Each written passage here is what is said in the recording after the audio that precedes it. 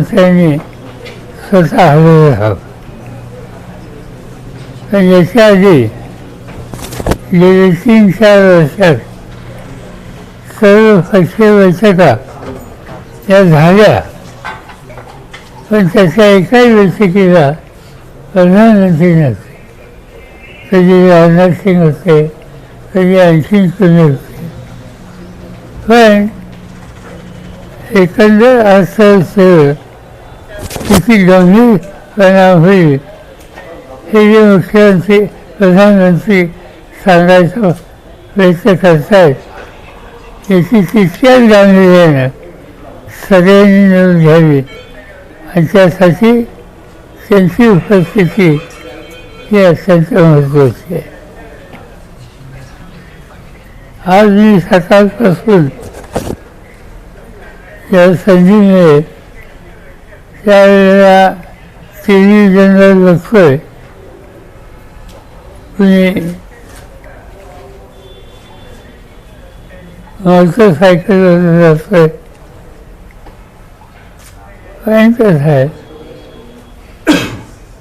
कुणी चालत जातोय आपल्या ऑफिसला. एकाने तर जाहीर केलं की मी म्हणते आहे पण माझ्या गाड्या मी कमी केल्या. त्या 17 होत्या, आता 17वरनं आम्ही 8 वाढलेलो आहोत. म्हणजे मला तर धक्का बसला की 17 गाड्या यापूर्वी कशासाठी होत्या हे काही मी समजू शकत नाही. आणि कमी केल्याच्या नंतर त्या 8 आणल्या. याचा अर्थ या सगळ्याकडं बघण्याचा दृष्टिकोन हा अधिक गांभीर्याचा असला पाहिजे हे याच्यामधून स्पष्ट होते. कधी अशी स्थिती या देशात झाली नाही असं नव्हतं. पण ठीक आहे, याच्या अधिक चर्चा न करता एकंदर देशाच्या अर्थव्यवस्थेवर आणखीन काळजी करावी अशी स्थिती येऊ नये त्यासाठी या ठिकाणी या प्रश्नावर सगळ्यांनी सहकार्य करावं. हे ज्यावेळी मी सांगतो त्यावेळेला मुख्यमंत्री आणि अन्य घटकांनी सुद्धा आपली भाषा ही लोकांनी याच्यात सहभागी व्हावं यासाठी पोषक असले पाहिजे. मी महाराष्ट्राच्या मुख्यमंत्र्यांचं काल आणि आज स्टेटमेंट पाहिलं. त्याच्यामध्ये उदाहरणार्थ राहुल गांधींच्या संबंधी त्यांनी जे शब्द वापरले मला स्वतःला ते अयोग्य वाटतात. राहुल गांधी हे विरोधी पक्ष नेते आहेत आणि तेही संसदेचे. विरोधी पक्ष नेता ही एक कॉन्स्टिट्युशनल पोझिशन आहे. हे फळ आहे आणि ते लोकसभेचं आहे. आणि त्यामुळे सिंगल सवालाची भाषा या पदावर असलेल्या व्यक्तीच्या संबंधी टाळली तर आपली स्टेटमेंट लोक अधिक गांभीर्याने घेतात आणि ते घ्यावीत अशी अपेक्षा आहे. या संदर्भात आणखी मला काही बोलायचं नाही. या बाबतीत तुम्हाला काही विचारायचं असेल तर जरूर विचारू. सर रुपया आपला जो आहे तो खाली येतोय सतत जो आहे, तर आणि एकूण जागतिक परिस्थिती, युद्ध जे आहे ते अजून सुरू आहे, तर हेही कारण आहे असंही सरकारकडून सांगितलं जातं. नाही, असं आहे, रुपया त्याची किंमत $20 ही खाली येते. ही काय येते त्याचा विचार करायला पाहिजे. हे खरं आहे की हा जो इराणचा इश्यू आहे त्याचा काही ना काहीतरी दुष्परिणाम हा आहे, पण तेवढाच आहे का? आणि तेवढाच हा असेल तेव्हा हा निर्णय घ्यायला इतका उशीर का लावला? ज्या दिवशी निवडणुकीचे निकाल लागून गेले त्या दिवशीपासून हे सगळे निर्णय घेतले. निवडणुकीच्या प्रक्रिया चालू होती त्या काळात हे गांभीर्य देशाच्या नेतृत्वाला आलं नसतं. या सर्व निवडणुकीच्या काळामध्ये कधीही या पद्धतीची जनतेमध्ये जागृती करावी हा विचार आला नाही. इनफॅक्ट मी काल का परवा हे बघत होतो की सोमनाथाचं मंदिर जे आहे त्या एअरफोर्सची 6 विमानं ही वरून जाऊन त्या कार्यक्रमात सहभागी झालेली होती. म्हणजे पेट्रोलियम प्रॉडक्ट त्याच्या वाढत्या किमती या संबंधीचं स्टेटमेंट करायच्या आदल्या दिवशी 6 विमानं होती ही त्या ठिकाणी घेऊन त्या संबंधीची त्यांची जी काही झीज असते ती दाखवण्याचा प्रयत्न केला. आणि एवढंच म्हणायचं आहे की प्रश्न परिस्थिती गंभीर आहे, ती गांभीर्य सगळ्या पातळीवर दाखवली पाहिजे. पंतप्रधान म्हणतात की सोनं खरेदी करू नका, परदेश प्रवास टाळा. याचा परिणाम एकतर एक शक्य आहे का, आणि याचा परिणाम आपल्या अर्थव्यवस्थेवरती काय होऊ शकतो? असं आहे की खरेदी करू नका हे सांगणं या स्थितीत याचा अर्थ एकच आहे की आपल्या करन्सीची जी व्हॅल्यू आहे ती घसरून द्यायची नाही हा त्याचा अर्थ येतोय. आणि तो हा चुकीचा आहे असं मी म्हणत नाही. एका बाजूने आपण हे म्हणायचं आणि दुसऱ्या बाजूने खर्च कमी करायला इतर अनेक गोष्टी आहेत विशेषतः प्रशासनामध्ये त्याच्याकडे दुर्लक्ष करायचं. या दोन्ही गोष्टी परस्पर विरोधी आहेत. साहेब, येत्या काही काळामध्ये आर्थिक आणीबाणी येऊ शकते का आपल्या देशामध्ये? एकूणच महामंदी किंवा आर्थिक टंचाई, इंधन टंचाई. असं आहे की मला स्वतःला असं वाटतं की प्राईम मिनिस्टरचं स्टेटमेंट आल्यानंतर देशाच्या नागरिकांनी त्याचे गांभीर्य ओळखले आणि त्याच्यामध्ये लोकांचे सरकारचे राहील त्याच्याशी सुसंगत भूमिका आणि त्याच्यात सातत्य हे राज्य आणि केंद्र सरकारमधल्या सगळ्या घटकांनी ठेवलं तर एक्स्ट्रीम पोझिशन होईल हे जी चिंता आहे कदाचित ती वेळ येणार नाही, पण त्याची काळजी घेतली पाहिजे. तुम्ही पंतप्रधानांच्या आव्हानाला प्रतिसाद देणार आहात का? देणार असाल तर तो कसा? कारण असं दिसते राज्यभरातल्या सगळ्या नेत्यांनी त्यांच्या गाड्या बदलल्या, कोणी इलेक्ट्रिक वापरते, कोणी टू व्हीलरवर जाते, तुम्ही म्हटलं तसं कोणी पायी जाते. तर हे केवळ प्रसिद्धीपुरतं आहे की यानं खरंच काही फरक पडतो आणि तुम्ही तसं काही करणार आहात का? हे माहिती नाही आता हे किती दिवस टिकणार आहे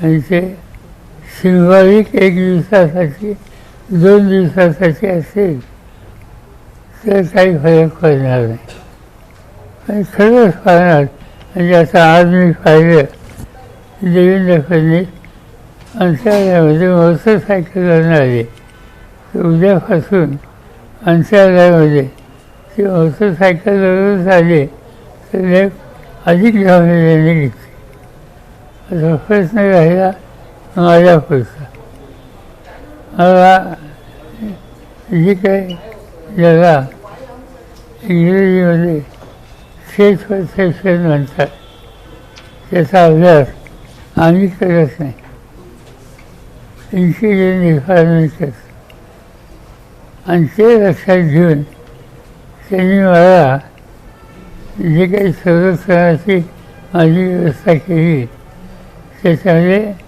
मला कळवलं होतं की तुम्ही बुलेटप्रूफ गाडी ही वापरली पाहिजे आणि बुलेटप्रूफ गाडी मला पाठवली मुंबईला पाठवली दिल्लीला पाठवली इथं पाठवली पण मी त्यांना विनंती केली की मला आवश्यकता नाही आहे आणि गेले 4 वर्ष ती गाडी येत होती मी पाठवत होतो आता ती पाठवत नाही आहे त्यामुळे ती कमी करावी हे सांगितले आजच्या परिस्थितीत माझ्याकडे माझी स्वतःची गाडी गव्हर्नमेंटची नाही त्याच्या पुढे रस्ता दाखवणारी गाडी आणि मागं एक गाडी त्याच्यामध्ये इथल्या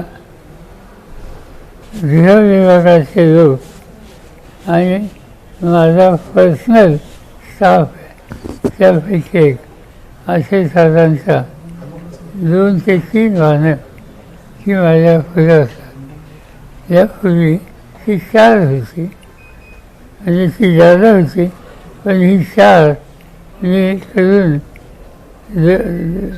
त्यालाच जवळपास 3-4 वर्ष झाली आणि आता आणखीन त्याच्यात बदल करावा ही विनंती मी त्यांना केली आजच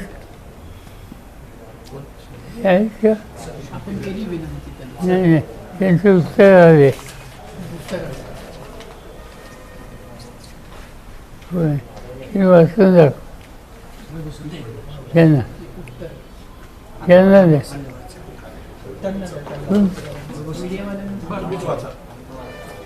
सर्व PSO करिता एक सूचना आहे की सध्या माननीय पंतप्रधान साहेबांनी इंधन बचतीकरिता त्यांचा ताफा कमी केला आहे त्या अनुषंगाने बरेच VIP आपल्या वाहनांचा ताफा कमी करण्याची शक्यता आहे त्यामुळे वाहन ताफा कमी करताना किंवा तशी परिस्थिती निर्माण झाल्यास VIPच्या सुरक्षेमध्ये कोणतीही तडजोड होणार नाही व आपली उपस्थिती कमी होणार नाही याची काळजी घ्यावी. हे कुणी कळवलं? विशेष सुरक्षा विभाग मुंबई. विशेष सुरक्षा विभाग मुंबई त्यांनी माझ्या सहकार्याने कळवलं म्हणजे याच्या बाहेर आम्ही गेलेलो नाही आम्ही जातोय त्याच्या बाबतीत त्यांनी आम्हाला त्यांचं मत स्वच्छ या ठिकाणी कळवलं आहे. सर तुम्ही म्हटलात की सर्वपक्षीय बैठक बोलवावी आणि त्याला मोदींनी यावं. मोदी थेट लोकांशी बोलतात मात्र सर्वपक्षीय बैठकीला येत नाही याचा काय परिणाम होतो एकूण निर्णय आहे पार्लमेंटमध्ये सुद्धा ते कुठेच येतात म्हणजे विश्वासाचा ठराव अविश्वासाचा ठराव राष्ट्रपतींचं अभिभाषण असे 2-3 जर ऑकेजन ठेवले तर ते फारसं कधी येत नाही. मागच्या 7 सेशनमध्ये राज्यसभेत एक दिवस ते आली असं आम्हाला पाहायला मिळालं नाही. आणि त्यामुळं साहजिकच देशाचा प्रमुख याची उपस्थिती ही राहिली आणि त्यांच्या समोर डिस्कशन झालं आणि अन्य घटकांची काय मतं ही त्यांच्या लक्षात आली तर त्याचं गांभीर्य सरकारने घेतलं आहे असं म्हणता येईल. साहेब, इंधनाचा आणि गॅसचा तुटवडा निर्माण झालेला आहे आणि त्याच्यामुळे महागाईचा दर वाढलेला आहे. सर्वसामान्यांना सर्वच गोष्टी महाग होत आहेत. सरकारला ही महागाई नियंत्रणात आणण्याच्या दृष्टीने अपयश आले का वाटते? असं एकदम हा निष्कर्ष लगेच काढण्यायोग्य ना. या इश्यूची सुरुवात कुठून झाली? या इश्यूची सुरुवात झाली इराण आणि तिच्याच्या आणि विशेषतः लेबनॉनवर अजूनही अटॅक जे चालू आहेत त्या सगळ्यामुळं त्या भागात एक प्रकारचं चिंतेचं वातावरण आहे. इनफॅक्ट आपण इथून इंग्लंडला जातो कोणी भारतीय तो हा इराणच्या जवळून जातो तो रूस जाते. पण ही स्थिती झाल्यानंतर इराणची आणि अमेरिकेची तेव्हापासून तो रूल बदलला आणि लांबचा रूल हा घ्यावा लागला आणि लांबचा रूल घेण्यानं फ्युएल कन्झम्पशन वाढते, प्रवास महागात होतो आणि त्यामुळं या स्थितीमुळं ते घडलेलं आहे. मी त्याचा दोष भारत सरकारला देणार नाही.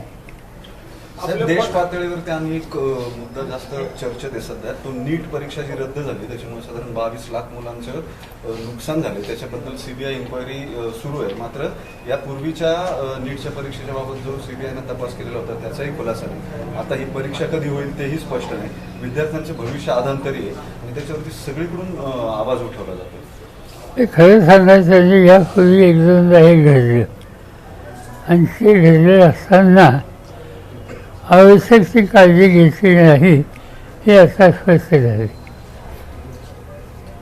आज हजारो मुलं आज देशामध्ये जे परीक्षेला बसलं आणि त्यांचं व्यक्तिगत भवितव्य या परीक्षेला होतं.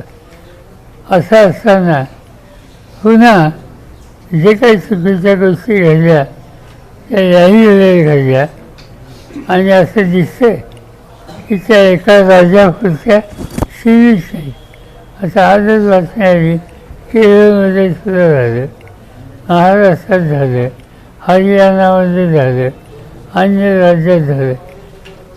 एका वेळेला इतक्या राज्यात हे सगळं होतं याचा अर्थ सवन सिस्टीम ही किती खराब झालेली आहे हे असं स्पष्ट होतं आणि याची किंमत नव्या पिढीला दिली जाते. आज सवन ही मुलं अतिशय अस्वस्थ आहेत. त्यांना माहिती नाही पुन्हा परीक्षा कधी घेतली जाईल आणि पुन्हा एकदा आपल्याला पहिल्यापासून तयारी करायला लागते का काय याची चिंता मुलांच्या दिसते आणि त्याची प्रतिक्रिया अनेक ठिकाणी आज झालेली दिसते.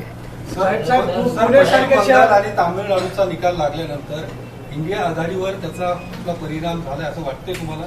ज्या पद्धतीने मला काय फार म्हणजे हे खरं आहे की व्यक्तिगत माझं आम्ही सगळेजण असेसमेंट करतो. तामिळनाडूमध्ये असं होईल असं मला कधी वाटत नव्हतं. केरळमध्ये असा निकाल येईल असं वाटत होतं. पण काही ठिकाणी हे निकाल विशेषतः तामिळनाडू आणि वेस्ट बेंगॉल हे काळजी करावेत अशा प्रकारचे आहेत. इंडिया आघाडीमध्ये तिची चर्चा आहे पण ही चर्चा टेलिफोनवर कधीतरी आठवड्यात आपण बसावं असं मत अनेकांनी कळवलेलं आहे. काही ठिकाणी नाराजीसुद्धा आहे. उदाहरणार्थ तामिळनाडूमध्ये जो पक्ष स्टॅलिनचा सत्तेवर होता त्यांनी नवीन आलेल्या पक्षाला पाठिंबा द्यायची भूमिका काँग्रेसने घेतली हे त्यांना आवडलं नाही आणि त्यामुळे सुलीभूत नाराजी इंडिया आघाडीमध्ये एक दोन पक्षात आहे, पण आम्ही त्यांच्याशी सुसंवाद करतो. साहेब, पुण्यासारख्या शहरामध्ये जिवंत बॉम्ब सापडतात. यापूर्वी बॉम्ब स्फोटासारख्या घटना घडलेल्या आहेत. पुणे सुरक्षित राहिले का वाटतं तुम्हाला? मुख्यमंत्री म्हणतात तो बॉम्बच होता. सिरियस आहे याच्यात वाद नाही, पण दुसरी बाजू ही आहे की लक्षात आल्यावर तातडीनं जी काही सेव घ्यायची होती ती घेतली गेली. सर, राष्ट्रवादी काँग्रेसची जी राष्ट्रीय कार्यकारिणीची यादी जाहीर झाली आणि त्याच्यात नाव बदलल्यानंतर सुनील तटकरे यांनी तुमची भेट घेतलेली आहे. काय नेमक्या भेटीमध्ये चर्चा? सुनील तटकरे माझ्याकडे आले होते. ते गेले महिनाभर वेळ मागत होते. बाकी काही नाही. मला न्यूमोनिया झाला होता आणि त्यामुळे मी बाहेर पडत नव्हतो. त्यासाठी भेटायला त्यांनी वेळ मागितली होती आणि दिली. ते आले, 10 मिनिटं चौकशी करून गेली, पण त्याची त्यांच्या भेटीला सुनी लोकांनी अतिशय गांभीर्याने गेली. रोहित दादा मध्यंतरी बारामतीमध्ये पत्रकारांशी बोलताना म्हणाले होते की 2029ला बारामतीमध्ये पुन्हा पवार विरुद्ध पवार असा संघर्ष होऊ शकतो. खास करून जय पवार जेव्हा म्हणाले की आगामी विधानसभा मी लढवावी अशी कार्यकर्त्यांची इच्छा आहे.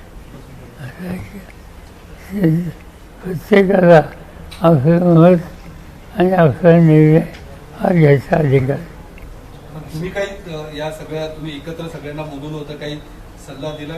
नाही, आमच्या चर्चा झाली कशी काळजी घ्यावी सगळ्यांनी याच्यात एकमत झालं. त्याच्यात काही वाद नाही. त्या पक्षामध्ये प्रफुल्ल पटेलांचं नाव कार्यकारिणीतनं काढलंय, त्याच्यामुळे एक गट अस्वस्थांनी एक त्याच वेळेला पार्थ पवार आणि जय पवार यांना राष्ट्रीय कार्यकारिणीमध्ये घेतले. या सगळ्याकडं तुम्ही काय कारण म्हणून बघतात? दरम्यानच्या काळात प्रफुल्ल पटेलांनी अध्यक्षांचे सगळे अधिकार कार्याध्यक्षांना द्यावे असं एक पत्र दिलेलं होतं. त्यानंतर त्यांच्या पक्षामध्ये अंतर्गत या सगळ्या घडामोडी घडत आहेत आणि सुनेत्र पवारांनी पूर्ण ताबा मिळवण्यासाठी पटेलांना बाजूला केलं. तुमचं एकूण याच्याबद्दलचं काही आकलन आहे का? नेमकं मला त्या भाष्य करायचं काही कारण नाही. दुसरा पक्ष त्यांचे निर्णय घ्यायचा त्यांना अधिकार. त्यांच्या संघटनेमध्ये पक्षाच्या भवितव्यासाठी जनमानसामध्ये सगळे जे प्रभावी लोक आहेत त्यांना त्यांनी संधी दिलेली आणि ज्यांचा प्रभाव कितपत आहे याची शंका कुणाच्या मनात असेल तर ती त्यांना व्यक्त करायची होती का हे मला माहिती नाही. पण मला हे माहिती आहे प्रफुल्ल पटेल ते तटकरे आज आमच्याबरोबर नाहीत, अलीकडे नव्हते, पण गेले 25-30 वर्ष आजून प्रफुल्ल पटेल 2003 पासून माझ्याबरोबर होते आणि तटकरे हे जिल्ह्यात नेते होते, राज्यात होते, राज्याचे फायनान्स मिनिस्टर होते, पक्षाचे अध्यक्ष होते. त्यामुळे त्यांच्यामध्ये काय कर्तृत्व आहे याची कल्पना मला आहे. पण ते ज्या संघटनेत आहेत त्याच्यामध्ये कुणाचा किती आणि कसा उपयोग करून घ्यायचा याचा निर्णय घ्यायचा अधिकार आहे. त्या संघटनेचा नेतृत्वाचा तो अधिकार आहे आणि त्यांच्या असेसमेंट जसा असेल तसा निर्णय त्यांनी घेतला असावा. सगळ्यात एक चर्चा सुरू आहे की जशी एरवी सुद्धा असते या सगळ्या मागे तुमचा हात आहे किंवा तुम्ही याच्यात बऱ्यापैकी मार्गदर्शक आहात. पक्षावरचा ताबा जाऊ नये म्हणून कदाचित तुमच्याकडनं सल्ला घेतलेला असू शकतो. यात काही तथ्य आहे? अशा चर्चा आहे.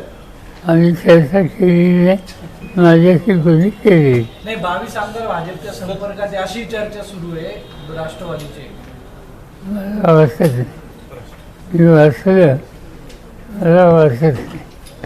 अजितदादांच्या निधनापूर्वी दोन्ही राष्ट्रवादीच्या विलिनीकरणाची चर्चा जोरात सुरू होती. मात्र निधनानंतर या चर्चा थांबलेल्या आहेत. आता पूर्णपणे या चर्चा थांबल्यात का? या पुढच्या काळात काही तसं चित्र आहे की विलिनीकरण? नाही, विलिनीकरणाची चर्चा अजितदादा असताना आमच्या वतीनं जयंत पाटील आणि दुसऱ्या बाजूनं अजितदादा असं झालेलं होतं.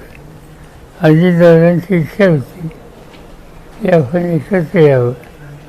जे काही डिस्कशन झालं त्या दोघांच्यात, त्या दोघांनी मला येऊन ब्रीफिंग केलेलं होतं आणि त्याचा साधारणतः की आपण एकत्र यावं ही त्या चर्चेचा सुरू होता. त्याच्यानंतर परीक्षा थांबला.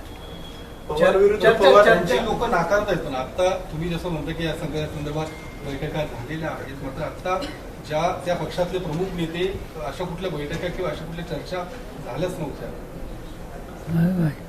मला अजित पवारांनी सांगितलं आणि जयंत पाटलांनी सांगितलं ते ठाऊक आहे. ते चर्चा जरूर होती, पण त्याच्यात निर्णय झालेला नव्हता. विकास लवांडे यांच्यावरती शाईफेक करण्यात आली. सध्या सुरू आहे वाद, घुसखोरी केली, अनेक साधूंनी आरोप करतायत. ते काय तुम्ही कसं बघताय? मला माहीत आहे, मी काय फारसं बघत नाही. आजच म्हणजे असं सिरियल पाहिलं कुणाबद्दल तरी काय नाव संग्राम भांडार आज काहीतरी बलात्काराचे एक 12 सापडले. आपण जी घुसखोर केली ती जाहीर त्यातले एक महाराज बलात्कार दिघी पोलीस स्टेशन त्याच्यावर गुन्हा दाखल झाला बलात्काराचा. सिरियल सांगितलं घुसखोरांची जी यादी प्रसिद्ध केली त्याचा एक व्यक्ती आज कुठेतरी सापडलेली आहे, दुष्कृतक आहे. याचा अर्थ या गोष्टी आता बाहेर यायला लागेल. आता ती त्याची मांडणी आणि त्याबद्दलची चिंता ही लवांनी व्यक्त केली. त्याचा हा परिणाम आहे त्यांचा हल्ला. म्हणजे वारकरी संप्रदायामध्ये दुसऱ्यांनी मत मांडलं तर मत मांडलं हा गुन्हा समजून त्याच्यावर शारीरिक हल्ला, शाई, ब्लॅक ऑइल हे टाकणं आणि एवढंच नाही त्यांना हे सांगणं की सुरुवात आहे आणखी काय केली. मला असं महाराष्ट्राचं गृहखातं या प्रश्नाकडे गांभीर्यानं बघेल. नाही बघितलं तर बसून आम्हाला निर्णय घ्यावे. अजून संरक्षण दिलं नाही आणि भाजपच्या आमदारांनी या गोष्टीचं समर्थन केलं अशा हल्ल्यांचं. नितेश राणे किंवा संग्राम जगताप सारख्या लोकांनी समर्थन केलं. मी काय त्यांना फारसं महत्त्व देत नाही. साखर निर्यात थांबली आहे साहेब. साखर निर्यात जी होत होती ती थांबली मोठ्या प्रमाणात. कालचा निर्णय हा असा निर्णय आहे, हा ऊस धंद्याचा अतिशय काळजीचा असावा असा आहे. तुम्ही बघता आहात आज शेतीमालाच्या किमती घसरायला लागल्या. उदाहरणार्थ कांदा. आता कांदा हा दुष्काळी भागातल्या शेतकऱ्यांचा अत्यंत महत्त्वाचा विषय आहे. लोकांना कांदे फेकून द्यावे, त्याला काळजी घ्यावी, इथपर्यंत लोक गेले. याचा अर्थ त्यांना जास्त त्यांच्या घामाची आणि उत्पादन खर्चाची किंमत मिळत नाही हे स्पष्ट झाले. अशा वेळेला ऊसाचाही प्रश्न आहे.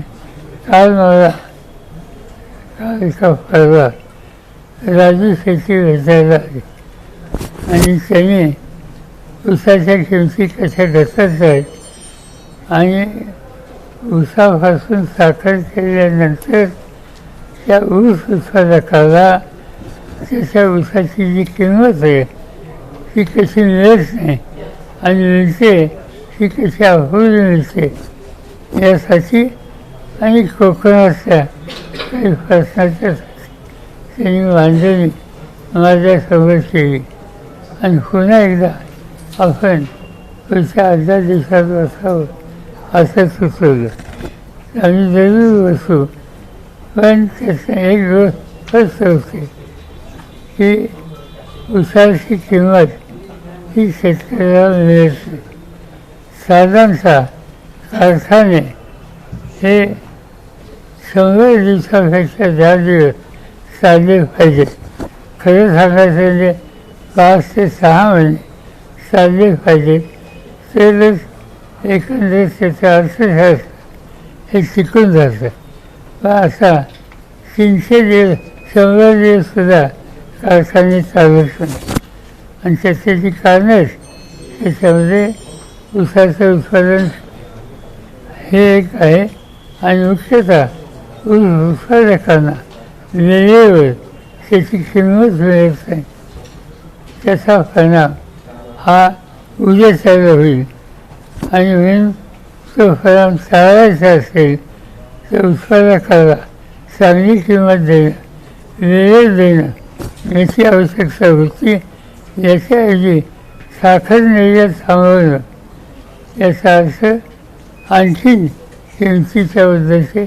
प्रश्न निर्माण करणं हे धोरण केंद्र सरकारने घेतलं आहे आणि ते ऊस उत्पादकांच्या घातक आहे महाराष्ट्र देशाचं 2 नंबरचं साखरेचं उत्पादन करणारं राज्य आहे आणि त्यामुळे त्याचे दुष्परिणाम इथे अधिक युद्धामुळे फर्टिलायझर्सचा पण एक प्रॉब्लेम येतो तुम्हाला येणाऱ्या काळात शेतीवर काय सर्वच एकंदर खतं उत्पादन सर्व प्रकारची या सगळ्यावर परिणाम होईल असं दिसतं सर उद्या जिल्हा नियोजन बैठकीला पण तुम्ही हजर राहणार आहेत असं समजलेलं आहे एखादं जाईन अजेंडा बघणार आहे अजेंडामध्ये सिरियस विषय असले तर जाईन सिरियस नसले तर जाणार ऑनलाईन बैठक ऑनलाईन असणार आहे या सगळ्या आव्हानानंतर माहिती आहे साहेब मिसिंग लिंकने प्रवास केला का मी काल गेलो होतो मला म्हणजे अंतर कमी आहे सुप्रीम कोर्टामध्ये जी केस चालू आहे ती कुठपर्यंत आहे काय स्टेज आमची महाराष्ट्रामध्ये नाही काही तारीख दिलेली नाही आम्ही गेल्या परत विनंती करणार ह्या लोक